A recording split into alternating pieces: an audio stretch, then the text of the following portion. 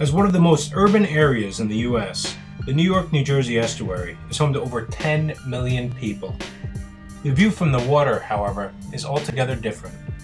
The 26,600-acre Gateway National Recreation Area stretches across the estuary, from Sandy Hook, past Staten Island and New York Bay, to Jamaica Bay National Wildlife Refuge in Queens, the crown jewel of the Gateway.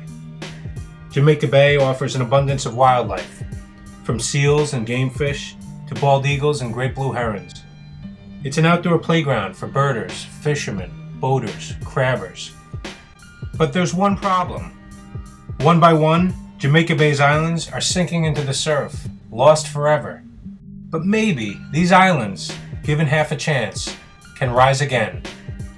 U.S. Army Corps Senior Project Biologist Melissa Alvarez has seen this magical transformation from day one. So where we're standing right now, what was this a year ago?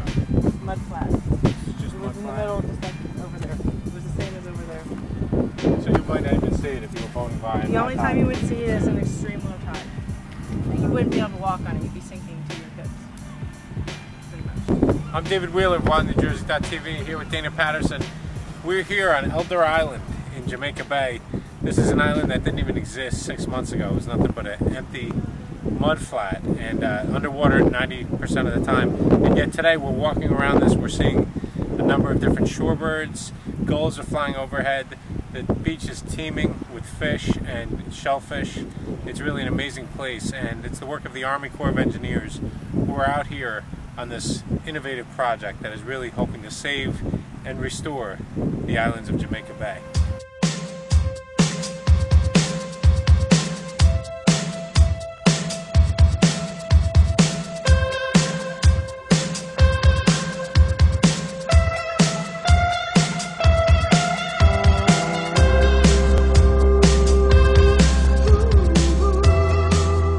We've done a lot of work.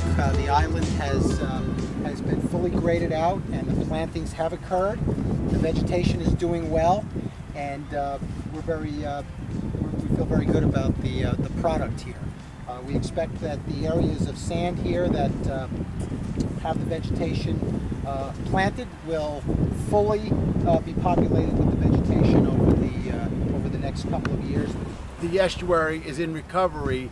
It really shows us that no matter where you are, whether you're in New York or New Jersey, that it's all one large estuary. These islands all around us have been vanishing from Jamaica Bay for the last 40 or 50 years. It sounds like some kind of horror story, but it's happening in real life.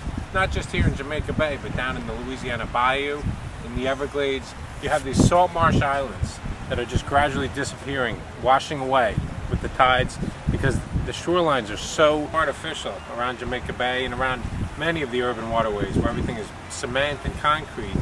All the natural habitat was paved over. And this is a case of the government reversing that and actually building islands, taking what has been lost and bringing it to life again. And this is just a great example of what we can do together, working throughout the estuary to recreate habitats that were once here, and makes the entire Hudson-Raritan estuary a better place for not only human beings but wildlife as well. 3 years ago, if you came out here, you would have seen the remnants of what was historically a much larger island. You would have seen a very small remnant, a very small island. 3 years later, after a lot of work by a lot of partners from a variety of city, state, and federal agencies, we now have 40 acres of tidal marsh and transitioning to upland island that provide a very wide range of habitat.